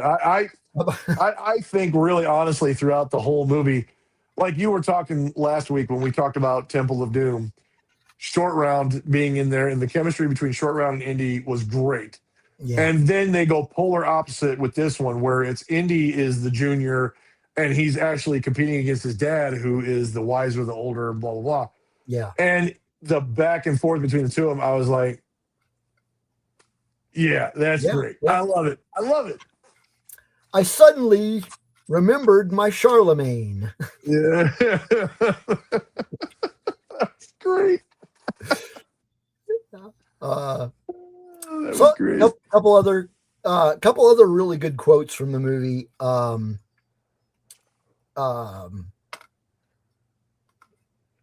No ticket.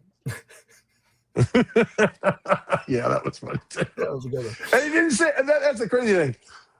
The funny part of it is he's literally on a German Zeppelin surrounded by Germans, and he says in English, no ticket, and they still understood what he meant. Yeah. Funny. Okay. Another good one that is it's not quite an iconic quote, but it was really funny. Is this is how Austrians say goodbye. This is how Germans say goodbye. This is how Germans say goodbye. I like the Austrian way better.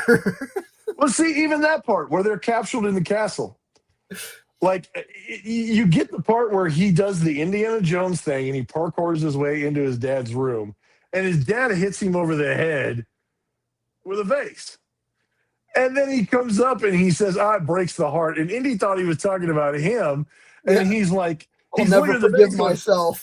I'll never forget. Oh, it's a fake. Look at the cross. You can tell. And he's like, he's more worried about the vase than he is Indiana. Yeah, and then he's looking at him like, what the hell, man? Yeah, he's more worried about that than he is Junior. I'm like, what the hell?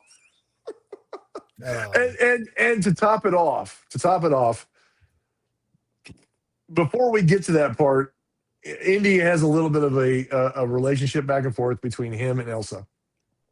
And then come to find out in the castle part that Henry Jones Sr. has had it. But how you find out is freaking hilarious. How did you know she was a Nazi? She talks in her sleep.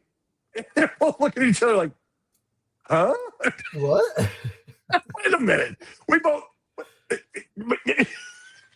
Yeah. That was great. Yeah. Man, it's just some great banner. Hey, Millennium Workshop is in the house. How's it going? Hey, buddy. But yeah, and he keeps calling him Junior, and he's like, don't call me that. Yeah, and Matt, I'm sure we're going to get to that part, but yeah, I do like that part too, where he and Sala. Sala. Oh yeah. You were named after the dog. I love Saul. Saul is so great. Or Gimli, if you rather. You're named after the dog. Yeah, the castle. I love that dog.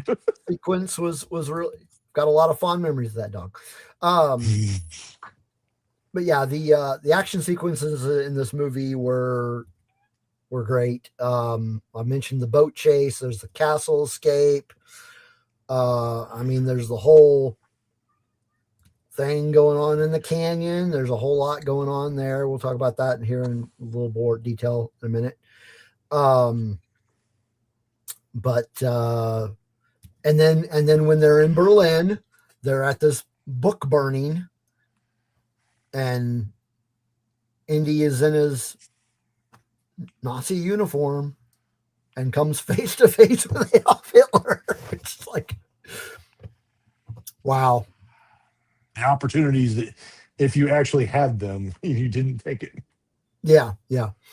And he gets his But autograph. I mean, it makes sense though, because I mean, if he'd have killed him there, I think because if I'm not mistaken, this actually takes place before before World War II actually breaks out. Yeah. So this is like So they're not. 1938.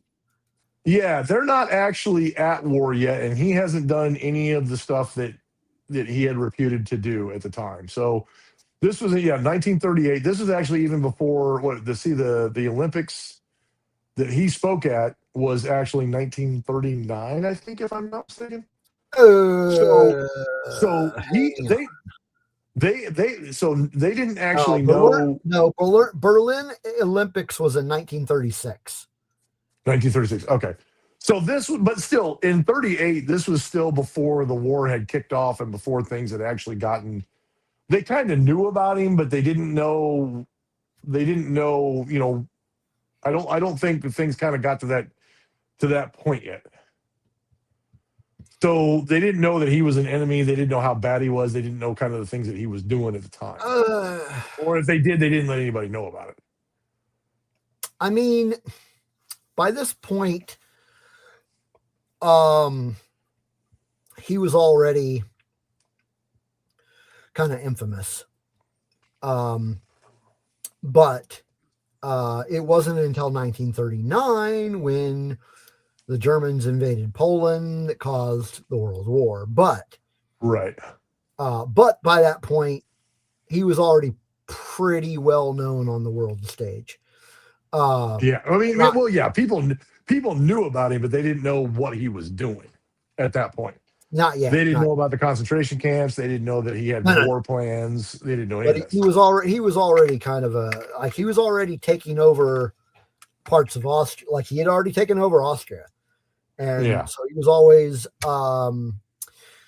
when was the let me do some quick research here.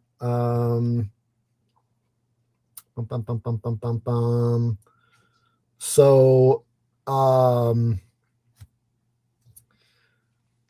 the Munich Agreement was in 1938, so right about the time frame of this movie.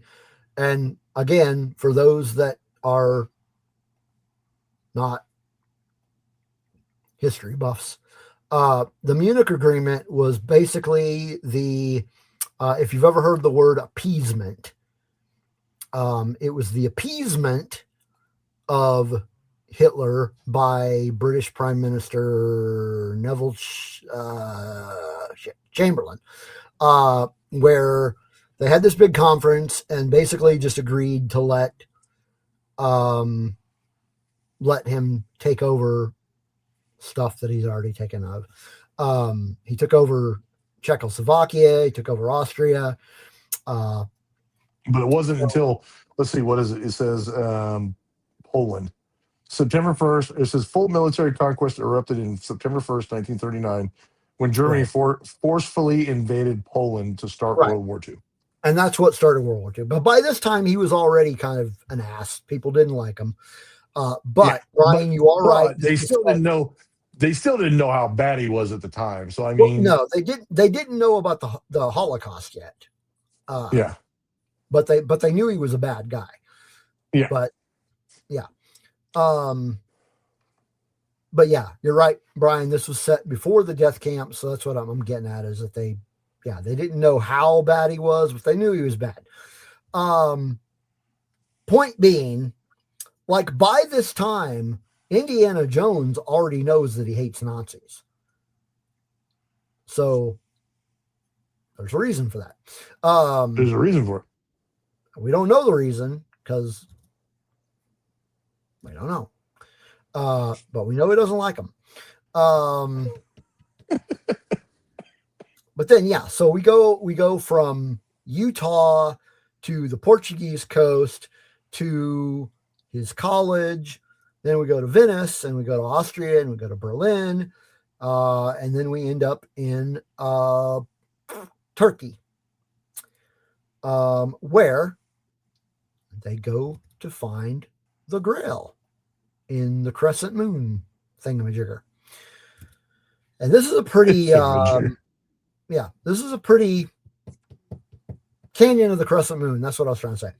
And this is a pretty, I mean, clearly a pretty important sequence of the movie because it's like everything being fulfilled. So they shoot Henry Sr. and force Indiana to go through these trials. So there's these Grail trials. You have the first one is only the penitent man will pass. God, what the first one is? It's the blaze. It's called only the breath of God, which is only the penitent man will pass, which means he had to kneel before God. Right. Yeah, kneel because if you kneel, then you don't get your head chopped off. Right. And then there's the word of God, and that's when he has to spell out the word Jehovah. And that's when he's like, oh, wait, it's not J, it starts with an I. Right. And then so that was word of God, and then there's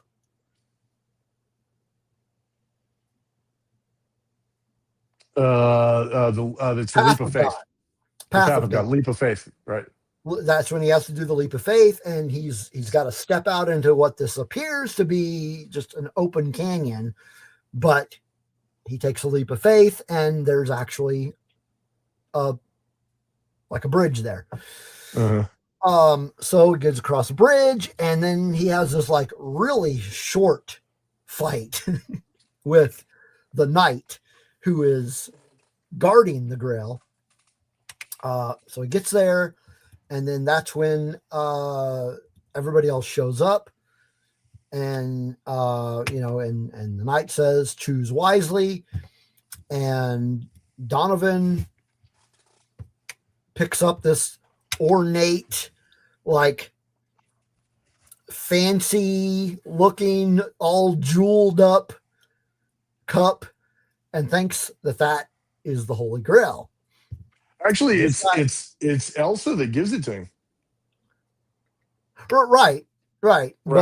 But between the two of them, they clearly did not do their homework. Yeah, clearly. No way in hell that would have been the Grail. So he drinks out of it, dies, and then it's like, okay, Indy, it's your turn.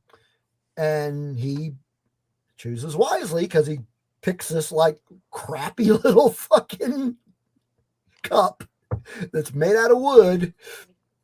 Clay. And, he's clearly done his homework, and he does the thing, and he drinks it, and the knight says, "You've chosen wisely." And then he, gives it to his dad because his dad's about to die because he got shot. And then there's this whole thing where, they're not supposed to take it outside the cave, and Elsa tries to take it out of the cave, and she ends up biting it because she is greedy, basically greedy. Yeah, just greedy. And then we have the iconic Indiana, where he got his name from thing, and there we have it. We have The Last Crusade.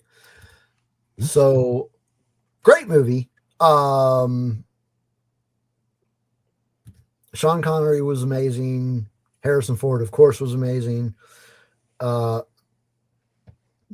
Another scene that I wanted to mention was earlier in the movie with Marcus Brody, because this is like right after Indiana has told everybody, oh, he's going to disappear because he knows a dozen languages and he can blend in anything. And then we cut to Marcus Brody, and he's just like completely out of his element. Can't speak a word of any of these languages that people he's talking to, and he's just like frustrated. Does anybody understand what I'm saying? And I thought that was a pretty funny scene too. Yeah, because he's like, he knows a dozen languages, he knows all these people, blah blah. He'll blend and disappear.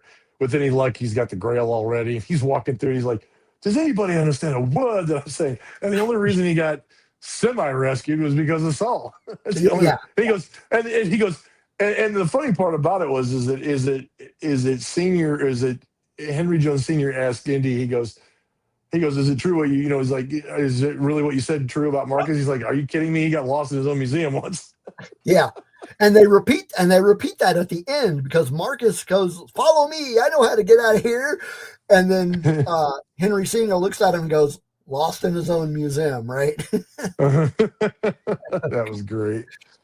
Was great. I loved it. It was a great movie. And at the time, we all thought this was going to be the last time we saw an Indiana Jones movie. So it was really a fitting end to the trilogy.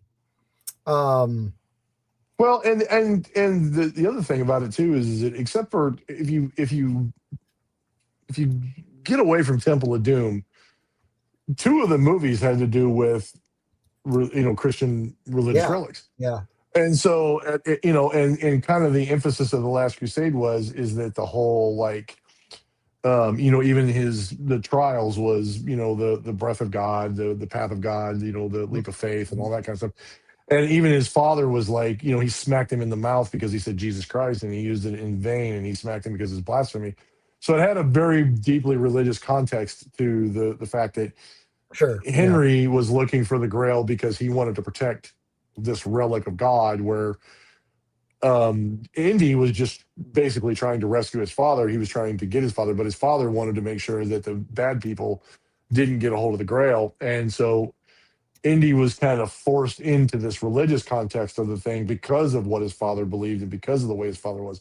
But it also made some really cool moments between the two of them. And like we talked earlier about the chase scene on the motorcycles and stuff like that, where you could see the contrast between how Henry would have done things and how Indy does things, and what each one of them finds funny or exciting or whatever. And then you get to the point where they have that discussion where they need to go to Berlin to get the book because everything they need to know about how to get to the Grail is in the book. And he wrote it down in the book so he didn't have to remember it. And you kind of have this whole thing about Indy always thought that he kind of shunned his mother and him aside because he had this quest for the Grail. But Henry Jones Sr. always felt like it was the quest against a race against evil, a race against bad people to find it before somebody else did. And when the Nazis finally found it, and whenever Walter Donovan, who was the General Veer's character, you didn't know that he was going to find it for that reason, but then you end up finding out that he's actually was commissioned by the Nazis to go find it. Yeah. And he found out that it was even more important to find the Grail before somebody else did, just to make sure that it didn't fall into the wrong hands and the power was used for evil, just as it was in the Raiders of the Lost Ark movie. And so Indy's kind of forced into this, and kind of, he kind of has to believe in it. He has to go for it. He has to find faith in what his, not only, himself, but in what his father was doing. And he has to kind of reconcile with that. So it's so neat because they incorporate that into the story so well that I think that's great. And it's like the ultimate father and something. Like most guys, when you're a kid, you want to go fishing with your father, or, you want to go play ball with your father, something like that. When it came to Indy and his dad, it was, we've got to find probably one of the most important relics in religious history that has to be found before evil finds it. And that's the two of them that are kind of enthralled in this whole thing. And it makes not only for a great story, but it makes for a great back and forth between the two of them. Like we said earlier, the chemistry between Sean Connery and Harrison Ford, and those two going back and forth in this whole thing, it was fantastic. I think they did a great job of that. Absolutely. That they're dynamic, and they're like, just like you said, their overall chemistry. It's really just made the movie, much like the chemistry between Indy and Short Round in Yeah. In Temple of Doom. Yeah. Yeah. So it was, just really good. So you said that this is your favorite of the original trilogy. Well, no, I mean, I say that it's my favorite of all of them. Okay. So That's right. Crystal Skull or Dial of Destiny don't supersede that. This is my favorite of all 5 movies. This is my favorite. When we were talking about earlier, we were like, we've got the 3 movies and then we got those other 2. But all 5, if I'm to be fair, if I'm including all 5 movies, this is my favorite out of all 5 movies. That's right. So I'm curious, folks in the chat, where does this stand for you among all of the films? Like I said, this is, of all the films, this is my 3rd favorite. My first being Temple of Doom, followed very close behind is Raiders of the Lost Ark. But it's kind of like Star Wars for me, though. Just because I say that it's not my top, it doesn't mean the other ones are like suck. It's because this one was my favorite for story, nostalgia, action, the overall context of the movie. And then like Raiders is next, very closely followed by Temple of Doom. They're all very up there, but if I had to put a ranking on all of them, I would say Last Crusade is my favorite. Right. And really, the line between all 3 of the originals is pretty thin. It's like paper thin. Like tissue paper thin. Yeah, they are all really good. Yeah. And then, we have Crystal Skull, which we will talk about in 2 weeks. Is it 2 weeks? Yeah, I don't know. Well, yeah, because we got Rebel Scum Con recap next week, and then we'll talk about Kingdom of the Crystal Skull, and then Dial of Destiny. Yeah, let me look at the schedule again. I think you're right. Okay. But okay. No, because next week we're going to be, or the week after Rebel Scum Con, we're going to talk about Ninth Jedi. Oh, okay, right. So and then we're back to Indiana. Yeah, as it stands right now, we're coming back to Indiana Jones on August 25th. Okay. And then we'll be talking about Kingdom of the Crystal Skull. It's part of the series, guys. We got to talk about it. We can't skip it. You can't skip it. No matter your personal feelings about it, we can't skip it. I'm not looking forward to that rewatch. I will say that I am going to have to rewatch it because I remember very little of it, except for the fact that I didn't like it. I'm going to do the same way with Dial of Destiny, to be honest with you, because I watched it one time in theaters and then I didn't watch it again. So I need to watch Dial of Destiny. I've seen it a couple times. I like it. I like it. Yeah. I mean, I like it a hell of a lot better than I like Crystal Skull. But I saw that one in the theater. But anyway, so as he said, as Jay said, we are going to be next week talking about our Rebel Scum Con adventure. So we're going to take a break from Indiana Jones for a couple weeks. But I do want to thank everybody for coming in, hanging out with us, talking about Last Crusade. For those of you that are going to be with us in Frisco, Texas this weekend, we will see you then. For those that won't, hopefully you will be with us in spirit. And then next week you'll get to hear all about it. But yeah, so tune in next week. Same time, and we will be talking about Rebel Scum Con. So you folks have a great rest of your week. And as always, may the Force be with you.